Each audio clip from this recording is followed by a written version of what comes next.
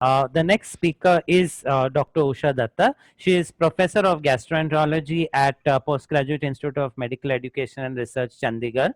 She completed her undergraduate, postgraduate, and super specialization from the All India Institute of Medical Sciences, Delhi, and then did a clinical fellowship in Westmead, Australia, and is also a master's in clinical epidemiology from McMaster University.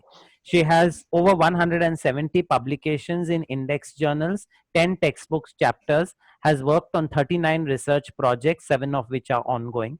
She has organized 10 conferences at PGI, mentored 30 MD and DM students, 4 PhD students, and received 35 awards, which tells you how interested she is in teaching. She is going to speak on, or I would rather say, demystify the terms associated with the diagnostic tests like sensitivity, specificity, positive predictive, negative predictive values, likelihood ratios, and ROCs. Over to you, Dr. Usha Datta. Thank you. Thank you so much for your kind introduction. I will just get my slides on for the discussion. What I will be focusing today is on use of, good morning everybody. I'll be discussing on diagnostic tests, how to use it in clinical practice and how to use it as a researcher. So what is a diagnostic test? Why do we need it? How do we evaluate a diagnostic test? Before that, we will discuss what is pre-test probability, what is post-test probability, sensitivity, specificity, predictive values, likelihood ratio, and how to evaluate a diagnostic test study. So can you all give me a diagnosis on this? Young male presents with fever and rash and a lot of vesicles. I'm sure all of you would be confident to make a diagnosis of varicella zoster. So what do we do? Even this is a diagnostic test. This is a visual assessment and we make a diagnosis. These are a part of clinical diagnosis. So it is not necessary that a diagnostic test has to be a lab value. Even a clinical assessment is a diagnostic test. When we teach our residents how to do a good percussion, how to do a good auscultation, we are trying to improve their sensitivity and specificity of their clinical skills. So any test well done is high sensitivity and high specificity. With the lab test also, we try to improve their sensitivity and specificity by fine tuning lab parameters. So there is a high likelihood of a correct diagnosis because your diagnostic test here, your clinical impression has high sensitivity and specificity. So we quite often don't need additional laboratory tests. We may just do a Zank smear if required. So here a small child comes to you in the OPD with fever, rash, nasal catarrh, cough, some diarrhea and a rash and a family history of a similar situation.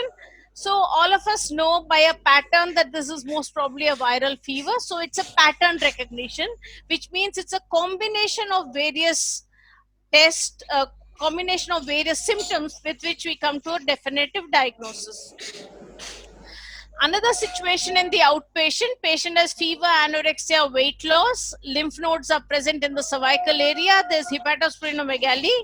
So we have a differential diagnosis in the outpatient saying TB, lymphoma, leukemia, etc. And hence we arrange the possibilities in an order. So quite often in our ward rounds, we discuss in this patient, this TB is more likely than lymphoma or whatever. And hence we order certain tests and with the investigations, we rearrange the order. So what did we do? Given the setting of fever, anorexia, weight loss, lymph nodes, and hepatosplenomegaly in India, our pre-test probability of tuberculosis is higher than lymphoma. So we would consider TB higher than lymphoma. So pre-test probability is given the setting of symptoms and the nature of symptoms, how do we think one diagnosis is going to be more likely than the other? So it is dependent on the prevalence of the disease in the community. The same patient presenting in North America, possibility of lymphoma would be higher. The same patient presenting in Africa, it could be HIV with tuberculosis would be higher. So it all depends upon the local prevalence of the disease by which we assess the pre-test probability. That means the probability of the disease, even before you do any specific test, what is it to start with? This is very important in assessment of any diagnostic test. So what do we do? Here is a situation, there is a setting that the patient has fever, cough, expectoration, has say hemoptysis, comes from a area which has high incidence of tuberculosis. Looking at the symptom complex, we start off with a pre-test probability. The purple circle tells us the pre-test probability. Now let us look at this graph which is here. Here is a situation of 0% probability of tuberculosis for this symptom complex, and this is 100% probability of tuberculosis given this symptom complex. 100% tuberculosis, we make a definitive diagnosis, say when we get a gene expert or a biopsy which shows AFB or a culture which is positive. So if we quite often clinically we don't need this much to start treatment. So even if the patient has suggestive symptoms with some granulomatous inflammation, AFB positive on the smear, this is sufficient for us to start our diagnosis and treatment for this patient. So our threshold for diagnosis is usually lower than a 100% situation, which we quite often get to see only in a very small set of patients. So as a clinician, we take a decision to start treatment once the person's probability of disease is beyond a particular point. You would realize that if it is malignancy, we will move this line a little more here. If it is tuberculosis or sepsis or active sepsis, when the patient comes into the emergency, we will move the line here, because the window period which you have for treatment is very small. Whereas in malignancy, you have to be sure that you have the right diagnosis. So you will move this line more towards 100%. So till the time you have a definitive diagnosis, you will not start treatment. So this is the threshold for clinical diagnosis. And here is the threshold for clinical exclusion. That means if the probability of the disease is less than say 20 or 30%, you would exclude the diagnosis. So you will not even consider it for your routine assessment of these patients. So that is how, as a clinician, patient comes in with a symptom complex. Given that symptom complex and given the prevalence of that disease in the community, we may start with a probability of that disease as say 40% or 50%. We do diagnostic tests and we try to move into this zone from the unclear, uncertain zone into a definitive zone for diagnosis, or we exclude the disease by going backwards. So what do? We do one test. So if that test comes positive, we move forward in our diagnosis. Say we do a chest x-ray, the chest x-ray shows some infiltrates, we move forward. Then we do a CT scan, CT scan shows a tree in bud appearance, we move forward. Then we do a BAL, and the BAL shows that there is possibility of lymphocytic infiltration, some granulomatous thing, we move forward. Then we get a gene expert, and gene expert is positive. Now we have entered into a zone of treatment. So we have gone past this uncertain zone. So that is how we go forward in our diagnosis. So it's a series of investigations that we do to reach a diagnostic threshold. However, there may be certain things, if they are if those tests you do and those tests come negative, then it may be against your diagnosis. Suppose you did BAL and the BAL did not show AFB, the BAL did not show gene expert, and the BAL just showed some lymphocytic infiltration. You're again back in the uncertain zone. So you have to start looking for some fungal pneumonias. And so that is how you are still in the uncertain zone. You have to do a further set of investigations for this diagnosis or other diagnosis to rule in or rule out the diagnosis. So when we started with the patient who had fever, hepatosplenomegaly, and lymphadenopathy, we started with various differential diagnoses, maybe TB here and lymphoma here and leukemia here and some other sarcoidosis here. At that time, all these four possibilities were being considered. However, you did certain investigations, and what happened is the diagnosis 1 still remains in uncertain zone, diagnosis 2 reaches the treatment zone, diagnosis 3 goes away out of your differential diagnosis, and diagnosis 4 is still here. So then what you do is you start instituting treatment for these patients at this level, and if the patient responds fair enough, then your diagnosis is confirmed. If the patient doesn't respond, then you start considering maybe we missed these two diagnoses, then you start investigating for this. So this is how we move from differential diagnosis to diagnosis in a clinical setting. So what did we do? Patient came to us, we were in a zone of uncertainty. We used laboratory tests to move into a zone of treatment, or we wanted to move into a zone of discharge. So this is the pre-test probability of a disease. And after you do the test, you want to move here or you want to move here. No point just staying in this uncertain zone. So the pretest probability is based on the prevalence in the community for the disease given this presentation. Given the presentation of fever, cough, expectoration, hemoptysis, the pretest probability of the diagnosis being tuberculosis is already here. If it is in America situation, the pretest probability of tuberculosis would be lower. In India, it would be higher. So the prevalence of the disease dictates the pretest probability of the condition. So if we are clear about this concept, we move ahead. So what do we use? We use a diagnostic test to guide us beyond the clinical judgment. So it can be used to make a diagnosis like a CSF examination for meningitis. It can be used to start, stop, or change therapy like blood culture. It can be in a patient with cancer. You may do a PET scan to prognosticate the disease, or you may take an administrative action like COVID test positive or negative.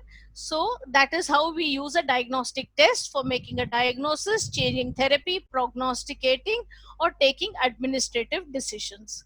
So it has to be accurate, it has to be reliable, and it has to be available. Only then can we use it in clinical practice.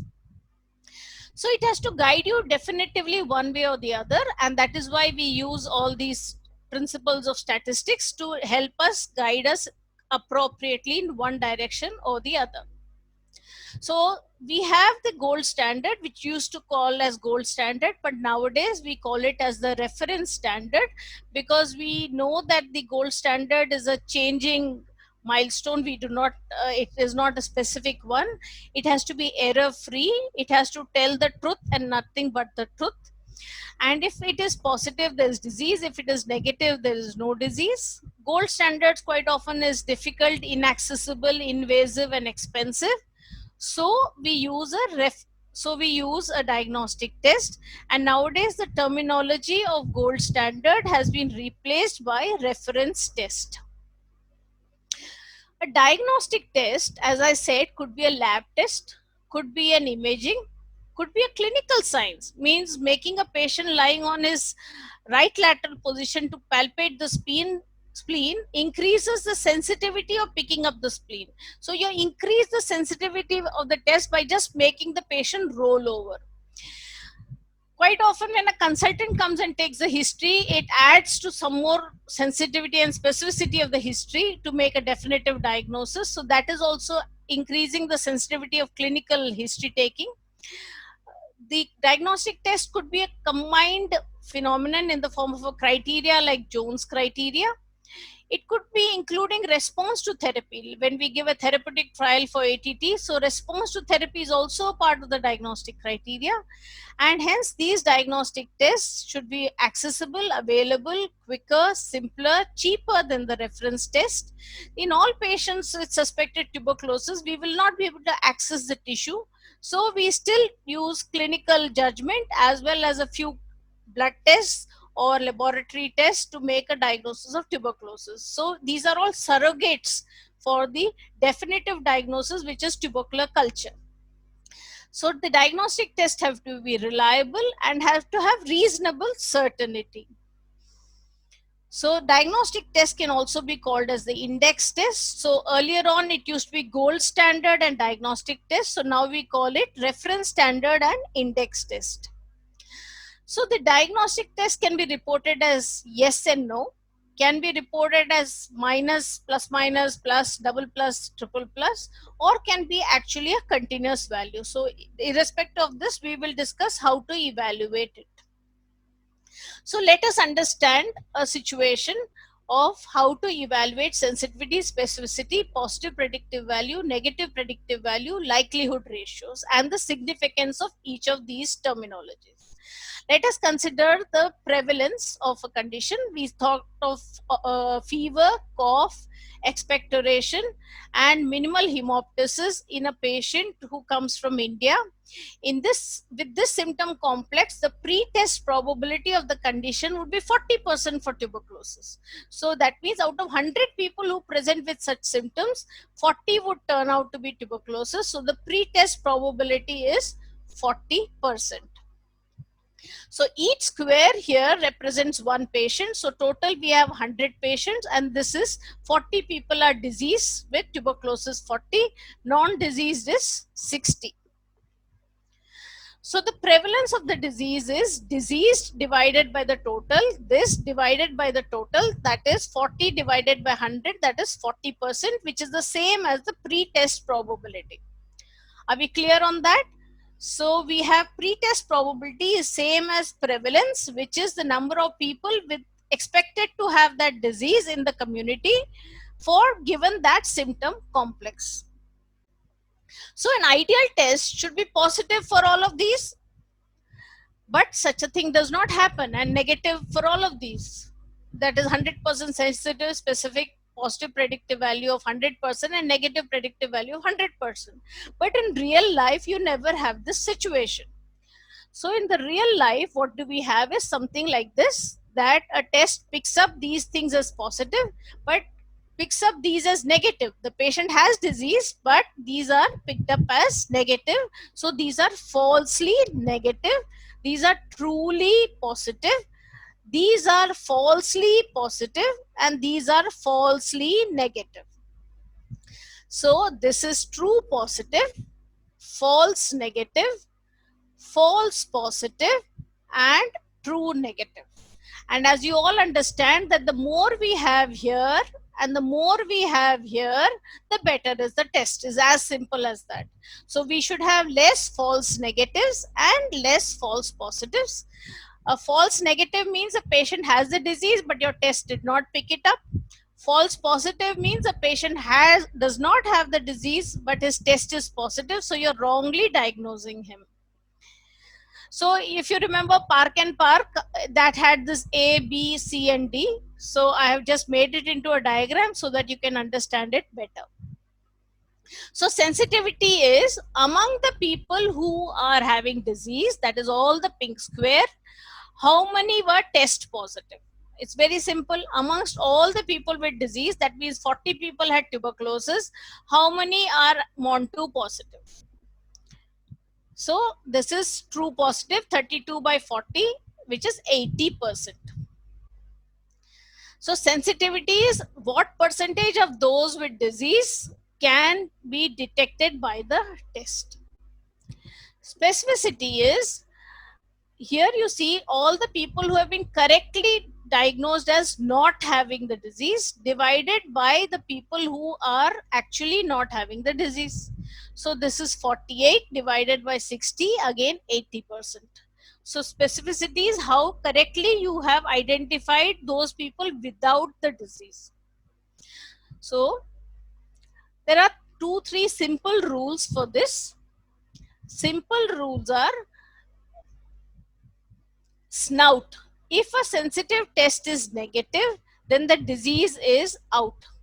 If the sensitive test is negative, the disease is out. That means if the patient has a, suppose you are doing ESR in a patient who has fever, cough, and expectoration, and ESR is just 5, then you know that it is not a chronic long-standing illness. Probability of tuberculosis is low. So your index of suspicion for tuberculosis may go down, because ESR may be elevated with any inflammation, and if there is no significant systemic inflammation, ESR is not elevated. So if you do a sensitive test, it is out. But you realize ESR is not a very specific test. So if it is elevated, it can be tuberculosis, it can be something else also. So it is not a specific test, but it's a sensitive test. So you use a sensitive test to rule out a disease. You use a specific test to diagnose a disease. So if the sensitive test is negative, SNNN, snout, that is the way we remember. Sensitive test is negative and the disease is out. The next rule is spin. If the specific test is positive, then the disease is in. Specific test is positive, the disease is in. So you don't need any further tests. The third simple rule is sensitivity, specificity is for statisticians, SS is for statistician. For clinicians, it's of no role. I will tell you why. Predictive values are what are useful for the physicians. So let us take one example. You go to the shop to buy an apple, and you're supposed to buy apples, and when you go in and you find you can only see the outer skin of the apple. So the gold standard is the flavor of the apple, the diagnostic test is the color of the skin. So which of the questions will provide more useful answer? Of all the apples with a good flavor, how many have a red skin? Or of all the apples with the red skin, how many have a good flavor? I'm sure you will agree that of all the apples with red skin, how many have good flavor is how we will choose the apple. So this is what is useful for you when you go to the shop. Similarly, as a clinician, predictive values are more useful than sensitivity and specificity. Because in the clinical setting, patient does not come with a gold standard test positive, and he does not come and tell you my PCR is positive on BAL. Now you tell me whether the gastric lavage will come positive or negative. He is not coming to you with the gold standard. He is actually coming to you with fever, cough, ESR is elevated, and then you do a gastric lavage for tubercular antigen and say is it positive or not. So we are more interested if the patient has this set of symptoms, is gastric lavage going to tell us whether the person is having tuberculosis or not? So patient comes to you with a clinical symptomatology and not with a gold standard report. So that is why predictive values are more useful to the clinician than sensitivity and specificity. Sensitivity and specificity are useful when you're establishing a new lab test. Predictive values are useful for a clinician when he is using the lab test. So sensitivity and specificity are useful for clinicians, which is not true because we do not know the reference test. So we come to predictive values. That means among the people who are tested positive, how many actually have the disease? Among the people who are tested positive, how many you actually have disease? So this is 32 divided by 44, which gives us a predictive value of 72%. That means if a patient comes to you with a test positive, there's a 72% probability that he has the disease. Whereas negative predictive value is among people who are tested negative, how many actually don't have the disease? So that is 86%. So among the people tested negative, how many don't have the disease? So you want to use it to rule out a disease. Patient comes with a particular problem, you're suspecting malignancy, you do a PET scan is negative and there is no evidence of any mass anywhere, the probability of his disease becomes extremely low. So you want to use it to exclude a disease. Okay. So among test negative, how many do not have the disease? So the reality is that positive predictive value and negative predictive value are useful to the clinician. However, it is dependent on the prevalence of the disease in that community. So as the prevalence increases, the positive predictive value increases and the negative predictive value decreases. So if you do a test of Montu in India, you are more likely to pick up tuberculosis than a Montu test in USA. Say if somebody in India has a Montu test positive, he is more likely to have tuberculosis than Barack Obama, who has a Montu test positive.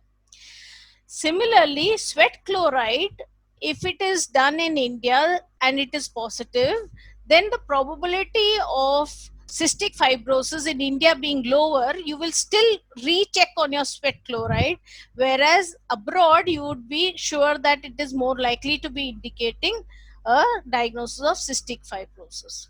So the prevalence of the disease in the locality will decide what is the positive predictive value and negative predictive value of the test.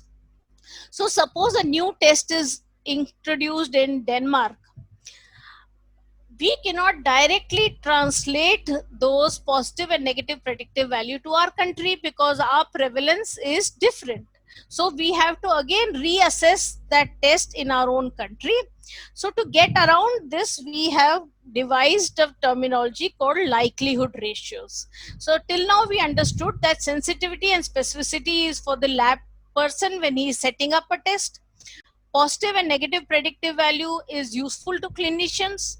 However, it is dependent on the prevalence of the disease. So we want some other parameter which can tell us whether there is disease or no disease based on without any hindrance of the prevalence factors of the disease. So for that we come to likelihood ratio of a positive test. So likelihood ratio of a test is among the people with disease, how many of them are having disease? Among the people with test positive, how many are having disease? Which basically is the sensitivity of a test.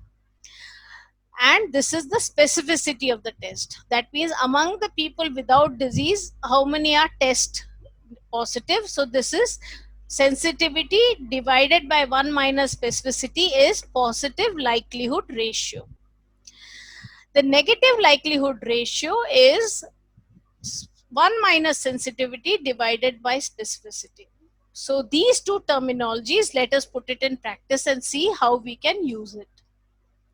A good test has a high sensitivity, high specificity, high positive predictive value, high negative predictive value, a high positive likelihood ratio between 5 and 10 or even more, and a negative likelihood ratio which is low, which is 0.1 to 0.5. So this is how we would define a good test, but we can move this from 80% upwards. Anything will be a good test. It should definitely be better than tossing a coin, that is a 50% mark. So every diagnostic test has to be way above the 50%, and especially the confidence interval of the diagnostic test should be way above the 50% mark, so that it is better than tossing a coin. So this obviously, anything which is at 50% is a bad diagnostic test.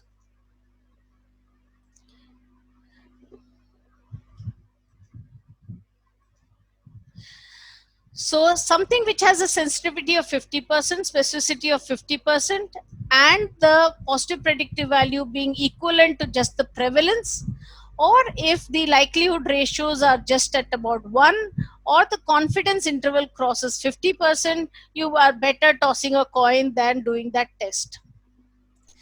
Now, as I said earlier on, the prevalence is the pre-test probability. So pre-test probability, we can convert it into what we call as odds. I will not go into the formula right now. So this, the computer will do it for you. I'll show you how it can do.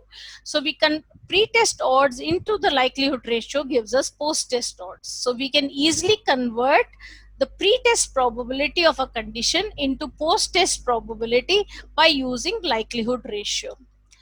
So the formula for probability is equal to odds divided by 1 plus odds. So we can convert pre-test probability to pre-test odds multiplied by likelihood ratio. We get the post-test odds, and then we get the post-test probability. So don't be daunted by these formulas. I will show you a simple way how to do it in routine practice. I think Dr. Saurabh has already highlighted of what is odds, slice of the pizza divided by the remainder of the pizza, and slice of the pizza divided by the whole pizza. This is probability, this is odds. So you can easily, just use simple maths and convert one into the other. So what somebody did this nomogram for us, that is a Fagan's nomogram, and on the left side we have the pre-test probability, and on the right side we have the post-test probability, and in between we have the likelihood ratio.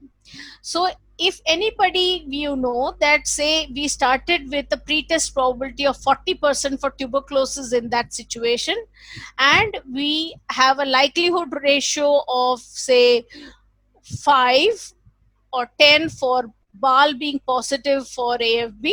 So with this and this 10, and we draw a line across, we reach a 93% certainty of diagnosis of tuberculosis. So the post-test probability is above 90%. So it reaches into the zone of treatment. So from the zone of uncertainty through the likelihood ratio, we have reached a zone of certainty. But however, suppose with this 0.4%, we used a test which showed a negative, and we went through a likelihood ratio which was negative, and then if we draw a line, we may come to a zone of say 3%, which means that the test is unlikely to be will be helping us exclude the diagnosis, and the tuberculosis certainty has gone down significantly. So we use the post-test probability to make our diagnosis and treatment. So here, when it reaches the 80% mark, it may reach the zone for treatment, and here it will reach the zone of exclusion of the disease. So for sputum positive by AFB, the likelihood ratio is 8. That means if it is present, the probability of the disease becomes very high. So our patient who had 40%, you did sputum positive for AFB, it became 80%. So you have reached the zone of treatment. And if a person starts with a low pretest probability of say 10% or 5%, the probability of tuberculosis, you do not consider it very high, but still the sputum came positive. Then what happens is your post-test probability becomes 22%, but you start doubting it. Was there a contamination? Was it actually of this patient or some other mixed up report? So you will retest the patient, because he is again back in the zone of uncertainty. You will do another test to either go back here and exclude the diagnosis, or you will do some other test to go up here to come to the phase of diagnosis. So this is how if you do a test and the pretest probability is low, but the test comes positive, it may increase the probability of the post-test disease. However, it does not definitely come into the zone of diagnosis. You may need other things to move up or down. But if your pretest probability was high and your test came positive, you directly reach a zone of certainty to treat the patient. So if the patient had a high probability, you will go even higher on the post-test probability with a positive test. So with the same test, the interpretation after the test is dependent on what you suspected clinically beforehand. Unfortunately, in our clinical medicine, these things we do at a subconscious level. We don't do it at the level of numbers, but when you do it as a study, you have to convert it into numbers, and that is what this whole thing is about. So here you have reached the zone of treatment. So these two patients you will treat, but this patient you will not treat, and you will do some other tests to make your definitive diagnosis. So let us do a small exercise. In a epidemic of hepatitis E, about 40% are affected. So if 40% are affected, it means the pre-test probability is 40%. That means the prevalence is 40%. Okay. Now we use a new HEV antibody test, which has a sensitivity of 80%, specificity of 80%. So how do we calculate the LR and the RL, positive and the negative LR? So we can do it with just a paper and a pencil, because we know sensitivity divided by 1 minus specificity is the positive LR, and specificity divided by 1 minus sensitivity is negative LR. For that, it is very simple. Sensitivity, we can make it 0.8, and specificity is 1 minus 0.8, that is 0.2. So 0.8 by 0.2 is 4. So the positive LR is 4. Similarly, specificity here is 0.8, and our sensitivity is again taken as 0.8. We can similarly calculate the negative LR. But what we do is, in practical sense, these are available on the net. There's a diagnostic test calculator. You can go to this website. You can take a picture of this slide. You can go to website and you can put in these parameters, and it will itself give you the whole sensitivity, specificity, as well as the predictive values, as well as the likelihood ratios. So the computer can do this simple backhand calculation, which you can also do it on paper, but it can tell you the LR, it can tell you the negative LR, so it can tell you all the parameters you need for a diagnostic test. I find this website very useful for especially this particular diagnostic test calculator. So what did we do? We were in a zone of uncertainty. We used a diagnostic test with a good LR to make this jump. So if you have to realize, a good test is something which, like a kangaroo, can make you hop across this barrier. If a test just makes you go this way just a little but does not help you hop across the barrier, then that means it is not a very great test. So LR has to make you jump off this uncomfortable zone of uncertainty. For that, a good LR is more than 5 and a good negative LR is less than 0.2. So the test should also help you to go out of this place. Say a patient has fever, cough, expectoration, and you do a chest x-ray that has limited LR, so LR of maybe 2 or 3, but a CCT has a higher LR. So it will help you make a definitive diagnosis and jump from this zone to this zone. So an negative LR helps you jump out of this zone into a zone of discharge, that is exclusion of the disease. This is definitive diagnosis of the disease. So if you're falling short of the threshold, after that you will do you will do other tests so that you can cross these barriers. That is what is important with diagnostic tests. So this is how we use the pre-test probability, that is the prevalence of the disease given the set of symptom complex the patient has, do certain tests and move out of this zone of uncertainty. This, as clinicians, we are doing at a subconscious plane. This lecture is to make you think through what you have been actually doing on a daily basis. So the treatment threshold, as I said, for cancer has to be high because the disease is rare, the progression is slow, the fatality is high, and hence you have to ensure, fatality is high overall, but at that point of time is not as much as sepsis on this hand. And the therapy has a lot of side effects, the therapy has long duration, therapy has high cost. So you will start your treatment only after you make a definitive diagnosis. So your treatment threshold is high. Whereas for sepsis, if you have to wait for all the tests to come and you start your antibiotic late, you may lose the patient.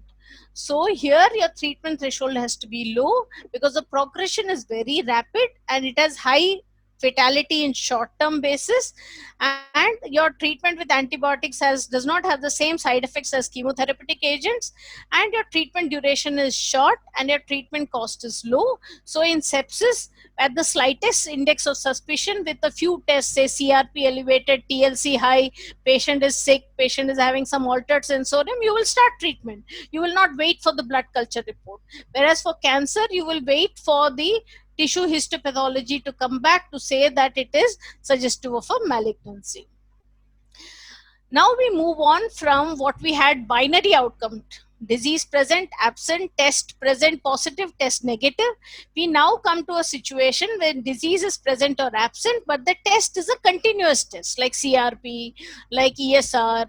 All these are continuous tests. It is not like sputum positive, sputum negative. It is not like BAL positive for gene expert, BAL negative for gene expert. So those are binary outcomes. Now we talk of continuous outcomes for which we need a cutoff. So common things for which we need a cutoff is CRP, ADA, ESR. All these conditions we need a cutoff. So that is the real life situation in which in laboratory tests we take 100 non-disease people, 100 disease people, and we do some diagnostic tests.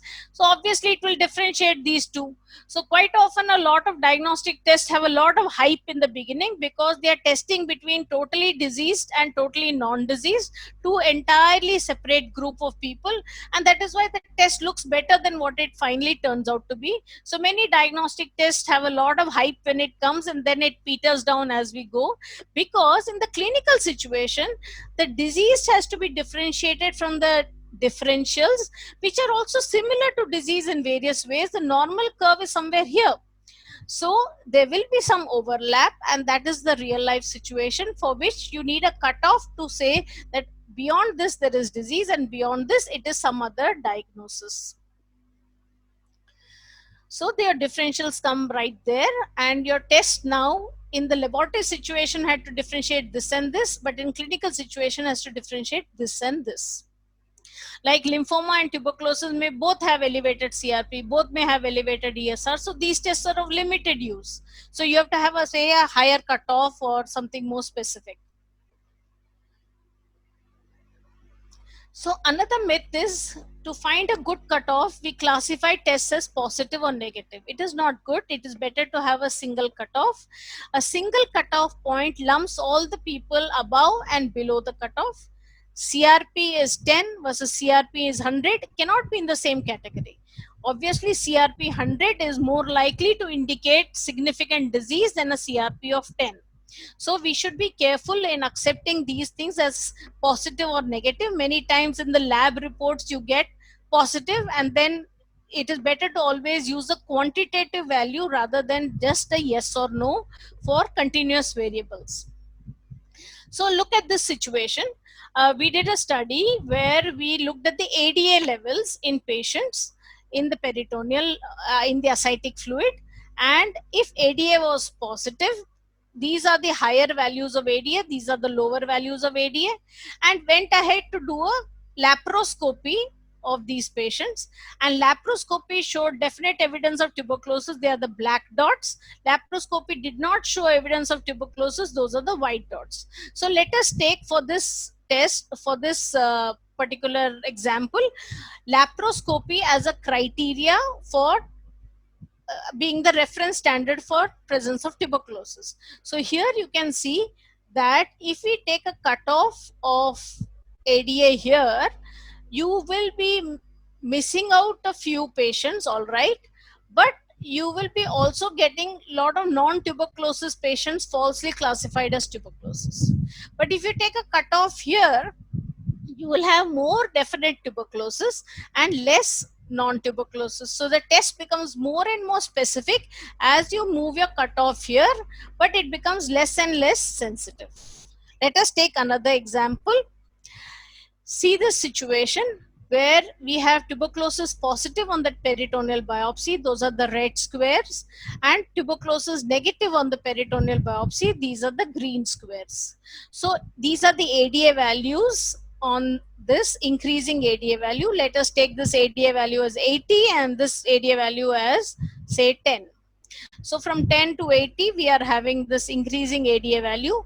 As you go on changing the cutoff, you see here, the cutoff is 5, 10, 25, 50. So as you go up and up on this cutoff, you will be picking up more and more definite tuberculosis patient and less of non-tuberculosis. So the test has become more specific as we go with higher cutoff, but however, it has lost out on these people. So it is losing its sensitivity but gaining in specificity. So sensitivity and specificity have an inverse relationship. So for a test, you have to optimize the sensitivity and the specificity. So if I take a cutoff here, I will be picking up all the people with tuberculosis, but however, I will be also having a lot of junk along with that. But if I come here, I will have less of junk, but more of definitive tuberculosis, but I'll be missing these people. So if you have understood this concept, that as we go higher with cutoff, we will have higher specificity. As we go to a lower cutoff, we will have higher sensitivity. So here you can see that the sensitivity will go on steadily falling, but specificity will go on steadily rising. So for this is where we have the terminology of area under the curve, that is called the receiver operated curve. Here we plot the sensitivity, here we plot the specificity, 1 minus specificity, and we get a curve here. And this curve tells you that the number of people who can be correctly diagnosed for that particular condition, and if the area under the curve is more than 0.5. See, this area under the curve is 1 into 1, that is 1 into 1 is 1. So the whole area is 1, and half of the triangle is occupied as 0.5. So anything more than 0.5 is going to be a good test. So the more the graph is towards this side, it is a better and a better test. So if we take a cutoff of 50 milligram for ADA, we will have low sensitivity but high specificity. If we take a cutoff of ADA as 5, we will have very high sensitivity, you see about 90%, but your specificity will be only about 40%. So as you increase the cutoff, your sensitivity will fall, specificity will rise. So at any cutoff, you can draw a perpendicular to this or this to get your sensitivity and specificity.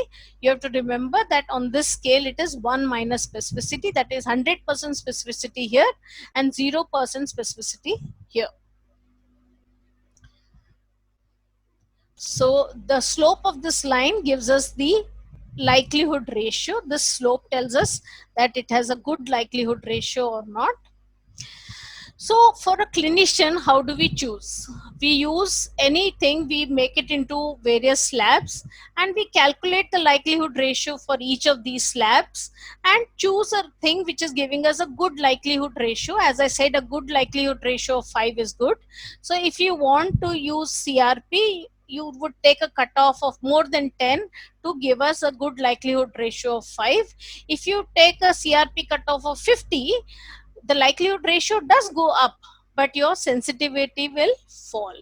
So it is important to choose a likelihood ratio somewhere in the range of 5 and 10. So you choose your cutoff based on that. So as I said, the area under the curve should be more than 0.5, otherwise it's like tossing a coin. And the lower limit of the confidence interval of the area under the curve should also be more than 0.5, so that even when you do it in a larger sample or somebody replicates the test, your test will always be good. So when you compare tests with higher area under the curve is better. So something which has an area under the curve of 0.85, another one is 0.75, another one is 0.55. So obviously the one which has an area under the curve of 0.85 is better than the test which is 0.75, provided they both are statistically significant. So there is an equator network. I would suggest that you all can use this for not only diagnostic tests, but for various types of tests on how to report and how to analyze any test whenever you read any journal, whether it's a randomized control trial, an observational study. This equator network has very good resource material for all of you.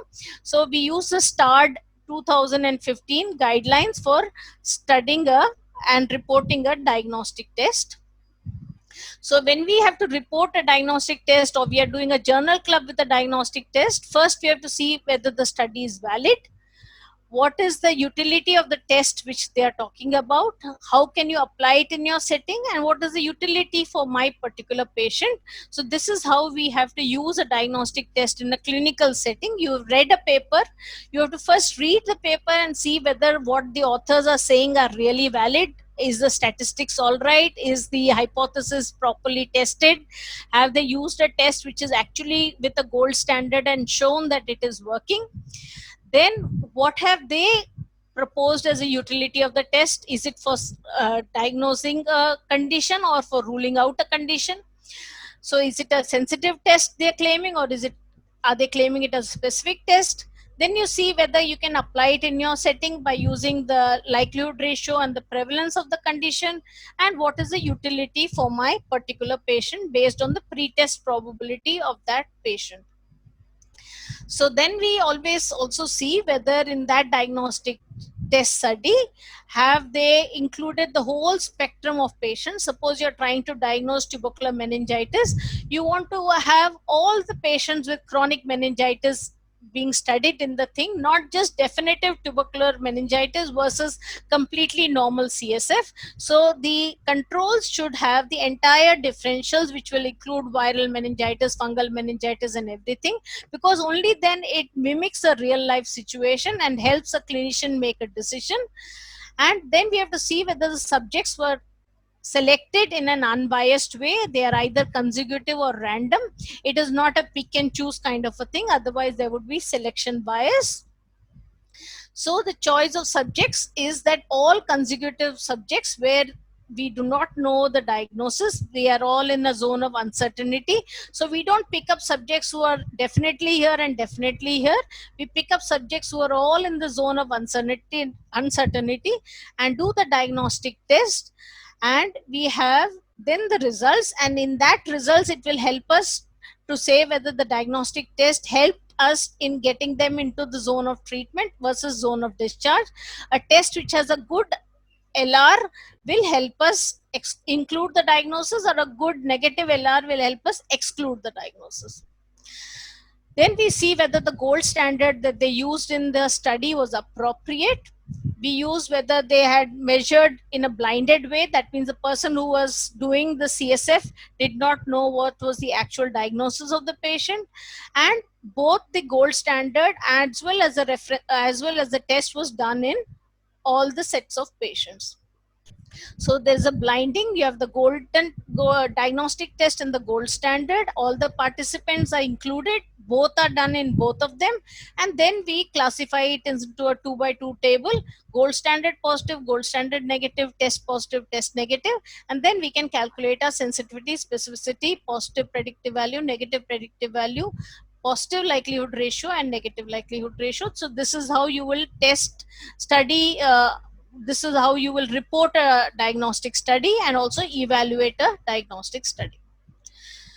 So the ascertainment, that means the test and the gold standard should be done in all the patients at the same point of time, irrespective of whether they are cases or controls. Not that only in cases you do an invasive risky test and in controls you don't do the test. So it should be done equally in all the patients. So quite often you do the index test first and you say, oh, it is positive, then let's do the gold standard. And if the test is negative, patient is not so sick, then you don't do the gold standard. So when you do such a kind of a thing, you will be falsely interpreting your diagnostic test study. So this is not the way to do it. You should do the test as well as the gold standard in all patients. And the observer should be blinded so that there is no bias. So to conclude, sensitivity and specificity are useful ways of describing a test when a new test is coming into the market. When a new test is being made in the laboratory, they would like to say, in contrast to the gold standard, how is this test picking up the disease and the non-diseased? So it is useful in describing the test. It does not help the clinician in decision making, because when the patient comes to you in the OPD, he does not tell you I'm gold standard positive or negative. He comes to you only with a set of symptoms. So from the symptoms, you have to do a test and make a diagnosis. So sensitivity and specificity is not useful. And for diagnosing a condition, we use test with a high specificity. For ruling out a condition, we use a test with a high sensitivity. So for screening for a condition, say a patient who has for colon cancer, when we screen, we use stool occult blood. For diagnosing it, we do a colonoscopy with a biopsy to tell us that this is specifically colon cancer. We don't use stool occult blood to make a diagnosis of colon cancer. Neither do we do a colonoscopy to screen all patients. So positive predictive value and negative predictive value are useful for a clinician, because if the test is positive, we want to know how many are probably having the disease, but it is influenced by prevalence. So positive predictive value for Montu test will be higher in our country, would be lower in US. So that is dependent on the local prevalence of the condition. So we come to the use of likelihood ratios. In likelihood ratio, as I said, a positive likelihood ratio of 5 will help us definitively diagnose a condition if it is present, and definitely exclude a condition if the negative likelihood ratio is in the range of 0.1 to 0.5. So likelihood ratios are the way to go for diagnostic test. A test which has a high positive likelihood ratio and a very low negative likelihood ratio is an ideal test. We use a Fagan's nomogram and also the website which I showed you to make these calculations. For a continuous variable, you choose a variable which a test which has a higher area under the curve, and a good test is one which has a receiver operator curve of more than 0.8. The lower limit should not cross 0.7. Thank you. Yeah, thank you, madam, for the lucid presentation. So, shall we move on to the questions? Yes. Okay. So, the first question is from Dr. Radhika. I think madam might have already answered that question. Which one to use, predictive values or likelihood ratios? Madam, would you like to add anything extra on this? Yeah, the predictive values, as I said, is dependent on the prevalence of the condition. Likelihood ratios are better to use in all these situations. And she has one more question. The pretest probability should include clinical features in addition to the prevalence. How to include these factors? Sorry, please come again. The pretest probability of a disease should include the clinical features in addition to the prevalence. How to include that? Yeah, so as a clinician working in India, a patient coming with this set of symptomatology is likely to have this disease. So this is where our studies which are done in India in say fever, cough, expectoration, hemoptysis, if you take 100 people, what percentage of them are going to have tuberculosis? Suppose we have 60%, and another 20% may have say fungal infection, another 10% may have malignancy. So we know this profile in our country, that out of 100 people, our local prevalence of tuberculosis is high, then fungal, then malignancy. So that helps us in making our pretest probability. So if you go back to these studies and see on what basis they included these people in their study, if they included patients with fever and cough, or fever, cough and hemoptysis, so what was the basis of their inclusion into the study? That will help you decide whether your patient fits into that or not. So we know our own epidemiological profile of various conditions. So given the set of symptomatology, when we know our own epidemiology, we can place a pretest probability which is the same as prevalence. And that is the reason we keep on reiterating that in India our epidemiological data is weak. So we have to systematically generate epidemiological data so that we can find our pretest probability. There's one question by Aparna Iyengar. She wants to know when to use tests like Bland-Altman plots and kappa statistics. Yeah, Bland-Altman plot and kappa statistics are used for agreement. That means suppose I do a blood sugar by a dipstick method and I also do a lab blood sugar. I have two continuous variables. Both of them are being tested in the same patient at the same time. So you want to see whether your dipstick sugar agrees with the lab sugar. So both of them are continuous variable. Then we use a Bland-Altman plot. Whereas kappa statistics is you have one CT scan given to one person, one radiologist, and the same CT scan given to another radiologist. Both of them, one person diagnoses as tuberculosis, another person diagnoses as tuberculosis, then they're agreeing. If one person diagnoses as tuberculosis, another person diagnoses as malignancy, they're not agreeing. So the degree of agreement between two people saying yes and no for a particular diagnosis is agreement, and that is kappa statistics. There's one question from Anand Chellapan. Sometimes test will be expressed as a range rather than a particular cutoff. He would like to know how this range is arrived at, considering the factors which we discussed during the lecture. Yeah, so the range is decided. Suppose you want to find out what is the TSH cutoff in our country, you would do TSH levels in say 10,000 people. find out what is the normal mean, whether it is a normal distribution or not. Most likely it is normal distribution. You will take the mean of that TSH value in those apparently normal people, and you will add 2 standard deviation to it. Suppose you got the TSH value of 0.5 and your standard deviation was 0.1. So 2 into 0.1, that is 0.2. So your mean TSH value was 0.5. To that you added 0.2. So it became 0.7. So from the mean you add 2 standard deviation. Anything more than 0.7, then you will classify that as your cutoff for TSH in your community. Whereas for the on the negative side, 0.5 minus 0.2, that is 0.3, will become your cutoff. So your range will be 0.3 to 0.7. So that is how you decide the range of a new test. Then there's another question from Srinidhi Nathani.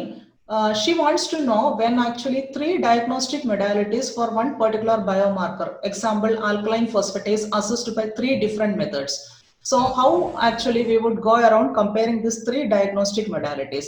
And there is a second part to her question, like the entire population included in this particular study, they have not undergone all the 3 tests together. Then is there any possibility for adjusting that? Yeah, so suppose you have done alkaline phosphatase by 3 different methods, and again you have to do Bland-Altman plot to find out which of the test is out of the 3 methods. If one is the gold standard and the other 2 are the ways you have done the test, then you compare this with your gold standard to find out is your test number 2 as sensitive and specific as the gold standard, or test 3 is it better. So you can use your test 2 and test 3. You can use the test 2 or the test 3 in contrast to the reference standard. So that is one way of comparing. So you can do the same sensitivity, specificity, all these values of test 2 and test 3 vis-a-vis keeping one of the tests as gold standard. That's one way of doing it. Otherwise, out of these 3, if there's another gold standard, you can compare this versus that and you find the likelihood ratios, and whichever has a better likelihood ratio, you pick up that test. There's another question from Venkat. When is C statistic used to evaluate a diagnostic test, and how is it better than ROC? Which statistic, sorry? C statistic. C statistic. C statistics. I would not be able to answer that offhand. I can check it out and email it to him. Yeah, okay. Then Abhishek Kumar has a question. For a new disease like COVID, where the prevalence keeps on changing, or we don't know the prevalence to begin with, how will we know the positive predictive value and negative predictive values? Yeah, so for COVID, we use RT-PCR as the gold standard. And unfortunately, in COVID, we don't have any better gold standard than that. So that has been a big challenge with COVID, because we don't know which is we did not start with the gold standard. It's an evolving disease. So an evolving epidemic in front of us teaches us so much about epidemiology and these diagnostic tests that we don't have a baseline to start with, in contrast to tuberculosis, where we know, okay, the gold standard is tubercular culture or presence of AFB in the slide or gene expert positive, because we know the disease for so long. With COVID, we do not know the disease. So as of now, we have taken RT-PCR as our gold standard and analyze all other tests vis-a-vis the RT-PCR, and we realize RT-PCR also has a sensitivity of 75 to 85%, and but the specificity is high, so 98%. So it is good to test your antibody test against this RT-PCR, but using RT-PCR alone to screen all the people may not be a very good test. It's a very high specific test, but a test which is not having high sensitivity. So you may have to repeat the test after 3 days to improve its sensitivity. So that, if it was a low level viral replication, you did not pick it up on day 0. So repeat it after day 3. And if that is also negative, then you are definitely sure that this patient does not have COVID. But if the second test positive, then you have to include it as a positive test. There's another question from Parag Bavaskar regarding Bland-Altman analysis for interpreting imaging studies like CT, MRI, sonography, which has a high inter-observer variability. I hope the question is how to avoid the inter-observer variability, or it's possible that the author might have wanted to know more about Bland-Altman plots also. Madam, I know it might be difficult to explain Bland-Altman plot without graphs and all. Would you like to address this issue at this point, or would you like to send a personal mail? Yeah, I will top it up with the personal mail. But however, I would like to say that if you want to have inter-observer variability assessment, that is done by kappa statistics, because the inter-observer variability with ultrasound, MRI, or CT scan is a yes and no. Whereas with the laboratory test, as I said, of blood sugar, it is a continuous value. So there it is Bland-Altman plot. Whereas for inter-observer variability between radiologists, it is kappa statistics. And to reduce inter-observer variability, before they start the whole study, you can teach them as to what criteria they will use to make a diagnosis, yes and no, so that if they are following that diagnostic criteria, both of them, they have been trained beforehand, and then they interpret the test, and you can have a third person as an arbitrator for any discrepancies. Then it will improve your inter-observer variability. And there's a question. It will reduce the inter-observer variability. Yeah. Sure. There's another question from Sindhura Lakshmi. The role of intra-class correlation coefficient and kappa statistics. Kappa statistics, madam has already described. So can you just tell a few words on intra-class correlation coefficient? Yeah, again, intra-class correlation coefficient is when you are doing this test by the same two ELISA tests, say you're doing that. So you are trying to see inter-assay and intra-class correlation. Again, that is an extension of Bland-Altman plot only. So what I would do is I will email a good paper on Bland-Altman plot, because many people have issues on that. It is difficult to explain here, as you said, without graphs. I'll email an article so that people can read about it. And there has been quite a lot of questions on how to compare two tests when a gold standard does not exist. Again, I think actually madam has discussed regarding this intra-class correlation coefficient, Bland-Altman plot and all. Would you like to add anything else, ma'am? Yeah, so when you have two tests and you don't have a gold standard, we will always have to consider something as a gold standard. So before we start off, we have to make a definitive understanding that, okay, this is what we'll consider as disease, this is what we'll consider as no disease. Like even say for rheumatic fever, we did not have a definitive gold standard. So some 10 people sat together and said, okay, these are major criteria, these are minor criteria. If they are present, we'll call it disease. If they're absent, we call it no disease. Like for hemophagocytosis, again, we have a set of criteria. So wherever you do not have a definite yes and no to say disease and no disease, beforehand you have to sit together and have a group of people, experts, who will classify based on a certain set of criteria, disease or no disease. We cannot go without that in order to compare. And there's another question from Sujit Suren. Does Bayes formula applies here? Bayes for Bayes formula, yeah. Bayes theorem. Bayes is pretest probability. Again, the same Bayes is about pretest probability. So that is why I try to link pretest probability, likelihood ratio to post-test probability. So that is how we use it in clinical practice. So that is why when I said if a patient with fever and splenomegaly comes from Bihar, the pretest probability of his having Kala Azar is high. Whereas the same person comes from, say, Gujarat, his pretest probability will be low.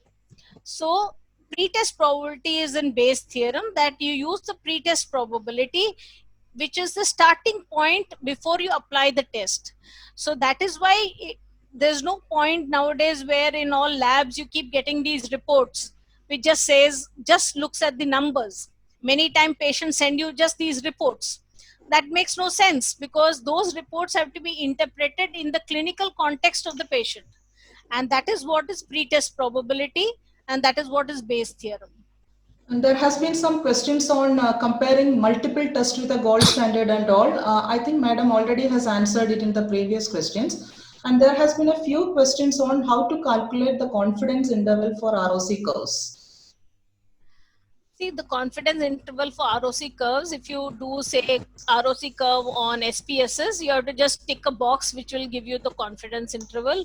These are things which are done by the computer on the backdrop. There are formulas for that. I can give you the formulas, but it is practically not possible on a day-to-day basis to do that. It is very easily, these formulas are already built in. Whenever you're calculating your ROC, when you're calculating your p-value, it will give you the confidence intervals.